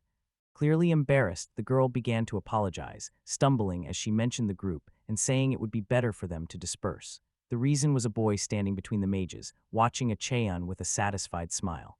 She announced firmly that she would be with someone else. Holding his hand, she made it clear to the protagonist she would not back down. The mage had already made all the decisions. The young man, a little pleased, apologized that it happened this way and said he had apparently joined the team by accident. Akian, deeply hurt and confused, asked why this had happened when he had behaved well, unable to hide his pain. Sis explained the reason calmly and ruthlessly. The other man looked far stronger, and her words hit the protagonist deeply and sounded like a final sentence. The main character's expression changed suddenly, and he realized arguing would be useless and only cause more problems in front of others, so he said he understood the decision and chose to continue. Smiling slightly, he gave a half-insincere thumbs up and agreed, showing complete approval. Marie immediately said a Cheon would understand. Without wasting time or prolonging the conversation, the girl announced they were heading to the dungeon. Sis said goodbye to the main character without fuss, and they left him alone with his thoughts as they went toward that dungeon. After they left, the protagonist waved after them for a while with a small smile, and when they were gone he sighed without thinking, while the onlookers quietly felt sorry for him. An elderly warrior in the crowd saw the upset youth, patted his shoulder, told him not to lose heart and said today's young people were too selfish, and Akian, slightly surprised, quickly said he was fine. After a moment's thought, he realized this was actually good for him. To his surprise, he felt little shock. Instead, he felt a bit of confidence and even some joy that one of his problems had simply disappeared. That same warrior quietly admitted he'd joined groups before, but it hadn't worked out. The adventurer said he understood, sounding resigned. The warrior looked slightly older than a Cheon and had a light stubble. He muttered that he wished such showdowns weren't staged in public and that they had become a hackneyed technique. Turning to business, he approached the merchant with his magic bag and asked to exchange the stones for money. The guild employee saw the bag, promised to bring a larger container, and returned to continue. She politely asked that all the stones be placed on the carefully provided container, which looked like a shallow plate with raised edges, and because it was round, could hold more stones than usual. In an instant, the protagonist grasped the essence and poured out all the magic stones, which fell neatly into a large mound and were held by the container so they did not scatter, leaving the employee very surprised. Reassuring him, she said everything was fine and the counting would be finished soon. It was clear the stones had been piling up for quite some time. Akin did not fully understand the awkwardness and assumed something had gone wrong. After the count, the protagonist could not hide his surprise and voiced his amazement, while the merchant confirmed he would get 600,000 lin for all the stones, 30 times more than the previous trip to the dungeon. The employee, handing over the payment, politely asked the young man to bring stones more often next time since it is easy to make mistakes with large sums, and Chion agreed sheepishly. A hand settled on the protagonist's shoulder. It was unexpected, but the adventurer immediately knew who it was. The stubbled warrior who had watched the exchange from behind, his hand on Akion's shoulder, gave an approving nod and said the magicians had traded a real diamond for an inexperienced young man. After sharing his thoughts on the group, the older warrior laughed and said Acheon could have simply said he wanted to get rid of the young people, and the adventurer thought it over and felt much better. The protagonist paused, let out a quiet breath, and accepted the bitter truth that he had always been one of those people excluded from groups. The fact annoyed him a little but did not upset him at all, and instead cheered him up. After a hard day, the young man went back to the hotel for a satisfying meal, ordered hot rice topped with a pork cutlet, picked up his chopsticks, and began to eat. Immersed in his food, mixing pieces of cutlet with rice, he felt negative thoughts slowly fade as the fresh scent of fried meat filled the air, and after finishing the tasty dinner, the protagonist continued. He set his chopsticks on the empty plate, felt satisfied, and gave thanks for the food. With the meal finished, one last task remained. Back in his room, the protagonist lay on a soft, comfortable bed and made a simple, clear choice. He decided to spend the evening playing, took out his joystick, and fully immersed himself. As the sky darkened, Akon told himself he was done with the inventory, decided not to go to the dungeon tomorrow, and resolved to play through the night until he collapsed from exhaustion, then set his plan in motion. By morning he realized it had not been the best idea, waking sleep-deprived with slight puffiness under his eyes, and while eating breakfast on a tray, he admitted the choice might have been poor but felt no regret. After choosing a seat, Akian sat down comfortably. Having eaten Japanese food yesterday, he picked plain bread and soup for variety. Hoping for an enjoyable meal, he decided not to plan the day and simply eat breakfast at the inn. Relaxed, he noticed the pleasant smell of the food. As the breakfast warmed his stomach, the young man heard a sudden cry that drew attention to something in the room. A loud voice announced the arrival of a group called Steel Feather. They were 4 people, 3 men and 1 girl. From their looks alone, it was clear they were no newcomers. The voice immediately pointed to another group of fireblades who had also arrived here. They wore armor that protected them from blows, and a tall warrior in heavy armor stood out as the apparent leader. Hearing both group names surprised the young man, and he tried to remember where he'd heard them before as Akian continued, lost in his thoughts. Although he had never heard of them, the crowd's reactions made it clear they were famous. People nearby were buzzing about the bands, and one person proposed a bet on which band would be first to conquer the 30th floor.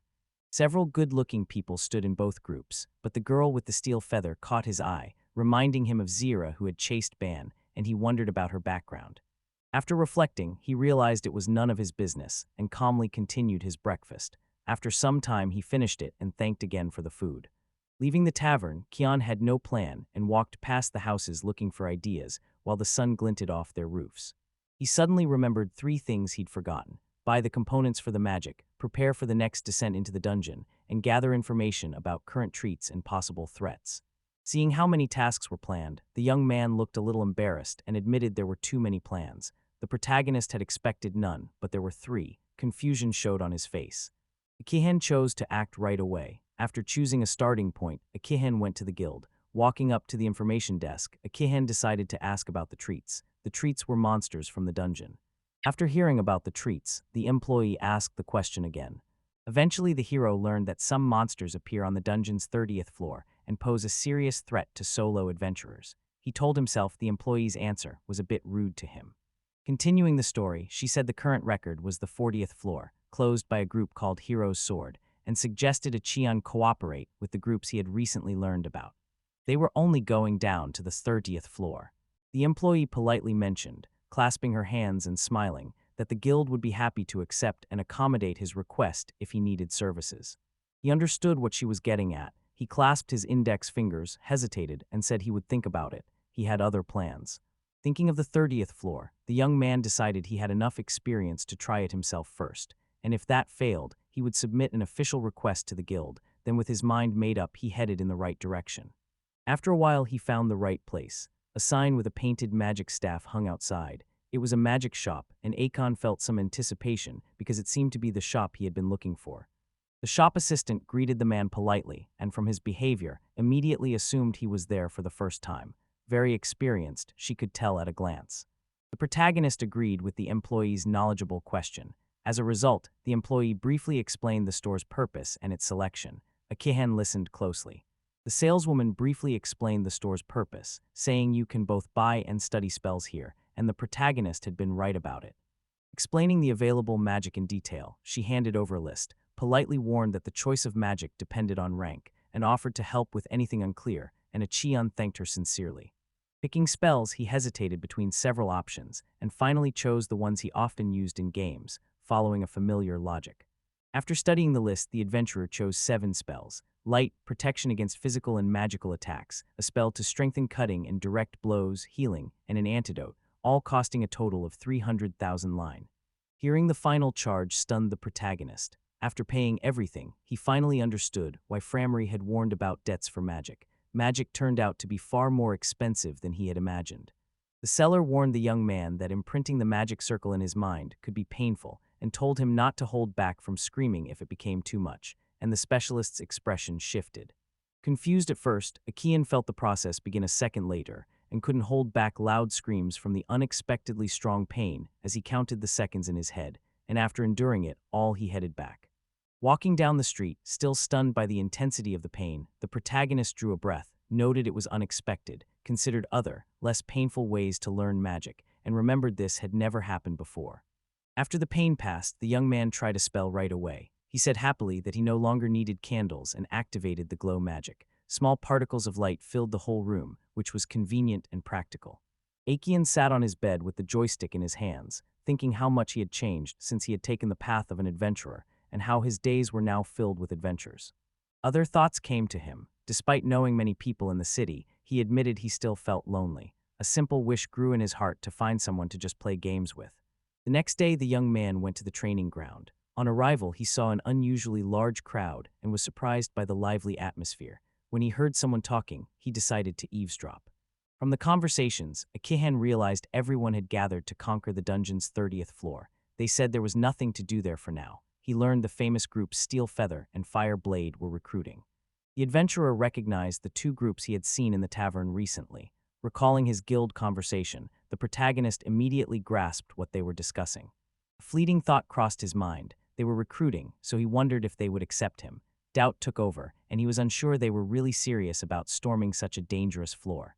Akian spotted a notice that probably listed the requirements for joining the groups, and when he saw the familiar trio of mages and a young boy, he immediately had an idea. The idea of taking part with the girls who had rejected him sparked an inner protest. He told himself he would not join them there. With his decision made, he walked back. Not wanting to train in front of everyone, he returned to the hotel alone. Akian wanted to prepare thoroughly for the next day. Reminding himself that loners can use their time however they like, he got down to work. The next day dawned clear, with small clouds stretching to the horizon as usual. At the familiar dungeon entrance, Akian firmly told himself it was time to explore, and as he entered, he quietly hoped there would be no adventures. After confirming no one was nearby, the adventurer activated Bloody Transformation. Normally, a warrior could not wear heavy armor because of its weight, but the vampire's power let him put it on without effort. Pleased that no one would recognize him in this form, he felt completely protected by the armor and ready to enter the dungeon. Stepping into the dark corridors, Akian immediately cast a light spell that made advancing much easier, and he pushed forward with his newly learned magic, increasing his speed. Facing the first monsters, he quickly cast Strength, Slash, and Protection from physical attacks on himself. Those spells let him defeat monsters much faster, and they could no longer deal any serious damage. After clearing the room quickly, only one thing remained. The adventurer jabbed his index finger at the monsters. Suddenly, a black, needle-like substance began to ooze from his finger. Crouching quickly, Akon poked the slain monster with the needle. At the last moment before the monsters disappeared, he used a skill that steals skills to adopt their abilities. After using the skill, a system window popped up showing his character's updated status, and he saw a new spell, Light Bullet, so he felt a little lucky and continued. Relieved, he decided he did not want to drink his enemies' blood directly from their bodies, and he was glad the blood armor worked as intended. He decided not to get hung up on one skill and aimed to try new moves on the next monster. With his sword in hand, he walked straight down into the dungeon. Isekai'D was already waiting for his prey. Moving deeper, he grew concerned because he had already gone quite far but still could not find the descent to the next level, and it seemed the floor had been generated a bit larger than usual, leaving the adventurer at a loss. A sudden sharp scream sounded nearby. It was unexpected. It made the protagonist jump slightly. Isekai'D was clearly surprised. Confused, he muttered that he'd never heard anything like it and didn't know where the sound was coming from. Expecting a fight, the armored knight tightened his grip on the hilt of his sword. Isekai'D cautiously approached the source of the sounds. Cold fear gripped him when he finally saw the shadow approaching, leaving him to mutter incoherently, stunned and disbelieving at the unknown threat. Seeing the situation as a chance to discover a useful skill, he instinctively readied himself for battle, where he faced an entirely unknown opponent. Realizing Isekai'D was inevitable and that delay could deprive him of the reward, he suddenly accelerated. His only thought was to reach this place as quickly as possible, and in the dark dungeon only his quick, heavy steps were heard. Approaching, he saw a young girl in a knight's stance holding a long sword, facing a levitating figure like a ghost and a skeleton in a dark cloak, and the hero realized it was the devourer holding a scythe. The girl's condition was critical after a long fight with a monster that seemed like death, and she could barely stand and could not believe she would die in a place like that. The hero recalled the punishing devourer, and that it appears only when dungeon rules are grossly broken, such as staying on one level too long. Peering around the corner, Isekai'D, who had been hiding, saw the monster in all its horrific detail and, horror-struck, muttered to himself about the scythe-wielding monster looming over the girl. When the devourer struck the girl, the protagonist grabbed her and took the blow. A single strike nearly staggered him, and a knight in heavy armor could hardly believe the creature's power. Inspecting the damage, he found a large dent from the blow. The armored knight could hardly believe the destructive power. His gaze landed on the girl he had managed to catch. Surprised, he recognized the girl from the group's steel pen, the one he'd seen earlier in the tavern. It made no sense that she was here. She was alone and not part of any group going to the 30th floor. Caught between the terrifying monster and the girl in his arms, the adventurer froze, his panic reduced to the silent thought of what to do next. Confusion gripped the protagonist as his mind raced over how he had stopped the monster's attack when even she, an elite member, could not fight back, because his only goal had been to explore the dungeon and level up. The devourer interrupted his thoughts. It made an involuntary muffled cry that reminded the hero it was still there. Turning sharply, the armored knight realized fighting while holding a girl was awkward, so he moved into action. Carefully laying her on the stone floor, he never took his eyes off the approaching devourer. Shaking himself, he forced down the panic. Now was not the time to hesitate. Action was required. There was not a moment to lose. He focused on activating his Daywalker skill, hoping it would deal with the terrifying monster, and it activated, his face shifting shape again. At that moment, Isekai'D was flooded with confusion. He could not understand why he had not switched off and swapped places with the ghostly wanderer as usual. The last time that skill was used, another entity had appeared and taken control of the body. As the scythe-wielding devourer approached, the protagonist pulled himself together and braced for it. A terrible scream rang through the dungeon again. The devourer had switched its target to the knight. It was moving straight toward him. A terrible guess pierced the hero's mind. Realizing he had to face this nightmare alone, he drew his sword and prepared for the blow. Isekai'D planted his feet, hesitated, then turned his fear into determination and vowed to do everything in his power. Charging forward, he activated Strike Strengthening, but his weapon passed through the monster without harming it. Suddenly he realized it was a spirit, a ghost, and physical attacks would not affect it, so he had to use a different approach. Using magic is the only way out, so he immediately cast protection from magic attacks on himself.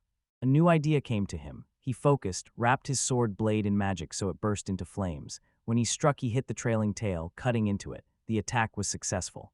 Confidence surged through him. Now this horror will fear his weapon like fire. With that confidence, he continued the attack. Rushing forward, he shouted that the monster had nowhere to run. Then, Isekai'D noticed something. Reacting instantly, he used Flash Step. Stepping back, he straightened and focused. Barely dodging the black smoke pouring from the creature, he escaped that same poisonous gas that dissolves flesh in seconds. The rescue was a miracle. The hero's reaction became clear. Determination flared again, and he would end it in a single blow. Gathering every ounce of will and magical power, he activated an entire arsenal of spells at once, saving a light spell for last that hurt the monster and immediately broke his concentration. Seizing the moment, Akon unleashed a barrage of strikes, each one hitting its mark and allowing the hero to quickly overcome the poisonous gas as planned. Seeing the result, the protagonist cried out with joy and looked back to confirm he had completely destroyed the cape-clad monster with a scythe. Looking back, he saw nothing. No stones that fall when you kill someone, no body, just an ordinary empty stone floor. Disappointed, the adventurer saw the enemy had dropped nothing at all and said bitterly that he couldn't even drink its blood since it was just a ghost. He suddenly remembered the unconscious girl from the steel pen, who still showed faint signs of life but was clearly in bad shape. Move her to a safe place immediately and give her first aid. Cradling the wounded girl, the adventurer hurried toward the dungeon exit. Carrying her was awkward, but it would get them out of the danger zone much faster. After reaching the surface, he carried the rescued girl straight to the guild healer so she could receive the necessary help, then thanked the employee and headed back to the hotel. Free of the burden of responsibility, the hero was exhausted and lay down on the bed to clear his head. After about 3 days resting in his room, he finally felt well enough to go to the dining room and quietly wish himself bon appetit. At breakfast, he realized that being alone was pleasant, but sharing a meal would be more enjoyable. A conversation at a nearby table broke his train of thought. Someone spread a rumor that Ilaria from the Steel Wing had nearly died in the dungeon not long ago. One visitor asked if the girl had been rescued, and another said she was alive. The first speaker nodded and added a detail. A man had carried her out of the dungeon on his back, and they were now searching for him. Akon immediately realized they were talking about him and became alert. The second speaker asked what was known about the man. The visitor answered excitedly, describing the hero as an adventurer clad in heavy armor who had single-handedly defeated the punishing devourer, and the adventurer realized she was looking for him. The other person said with pathos that the hero already had a nickname, Iron Bastion. The main character could not hide his indignation and amazement at such a loud, ridiculous name. Hearing his new nickname, the young man nearly choked on his food and mentally screamed in indignation at such a ridiculous name. Panic hit him when he realized Hadalari had been conscious the whole time, had seen him, and that the nickname Iron Bastion came from the heavy armor he wore carrying her from the dungeon to the guild infirmary. He forced himself to calm down, telling himself she had not seen him try to use the Daywalker's power, so that secret remained with him. Ilaria, having just arrived, noticed how quickly the rumors had spread across the city. Rumors only grew from the talk around them. Everyone began searching for the Iron Bastion, and Ilaria became especially obsessed with finding it. No one would refuse to see the person who had single-handedly defeated the punishing devourer. Watching Ilaria ask the inn's patrons if they had seen the Iron Bastion confirmed his worst fears, and she was indeed looking for it. Sensing imminent discovery, Akian decided he had to leave immediately before she noticed him, and a familiar voice called out. Relieved, he listened as Ilaria asked him directly whether he had seen an adventurer in heavy armor. Her tone and expression showed she did not recognize him, which worked to his advantage. Quickly saying he did not know, he looked away to avoid being recognized, apologized, and hurried away, quietly pleased that no one had noticed him. Leaving, he felt genuine relief that Ilaria was safe and sound. He was glad he had been able to heal her a little back in the dungeon, but he worried it might not be enough. The nickname still bothered him. He was annoyed with himself again. Iron Bastion was completely wrong for him. After thinking it over, he admitted he enjoyed fighting and heavy armor, but to avoid being recognized, he decided to stop wearing it for now. After deciding to act, he concluded that as long as his face stayed unknown, everything would be fine. He had already put together a completely new outfit and avoided thinking about the possible consequences. Before long, he felt proud of his work and completely protected, so he upgraded the armor from plain iron to steel and added a large, impressive shield. Seeing himself in his new form, he felt a bitter realization that in powerful, gleaming steel and with a huge shield, he looked even more like the Iron Bastion everyone had been so diligently searching for. Reaching the dungeon's 17th floor, the young man encountered a new level of danger and unexpected sounds like rhythmic beats. Continuing to clear the dungeon, he noticed the enemies here were much more varied than on the upper levels, where he had usually met one or two types but now faced many more. Feeling secure in his new steel armor and large shield, he snorted dismissively, seeing the monsters as a minor threat. New opponents excited him, and he began imagining which unique skills he could steal from them to add to his arsenal. After using skill steal, he gained new abilities for his axe, spear, and shield that proved immediately useful. During the process, he discovered something important. Stealing the same skill from the same monster type did not improve it, but acquiring that skill from a new monster type immediately raised its level. Until the 20th floor, the monsters hardly changed, so he realized he needed to find and defeat a wider variety of creatures to improve his skills. Excited by the discoveries and new possibilities, he didn't linger and rush straight to the boss on the 20th floor. At first, the boss wore him down by endlessly summoning allies.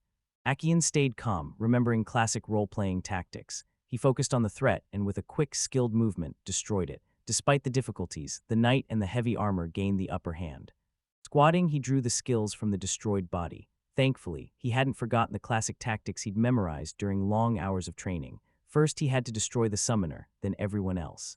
After defeating the boss, he earned the general's great bow, a valuable trophy that significantly increased his attack range. His admiration for the find was clear. The bow will greatly improve his shooting skills. After the intense battle and a long exploration of the floors, tired and with his stomach growling, he decided to take a break because he was very hungry. Back on the surface and ready for a well-deserved rest, he happily planned his lunch, choosing hot soup, a bacon, lettuce, and tomato sandwich, and a tasty dessert. The tasty thing turned out to be an unusual fruit that looked like an orange, and Akian held it at arm's length to admire the lovely, fragrant fruit.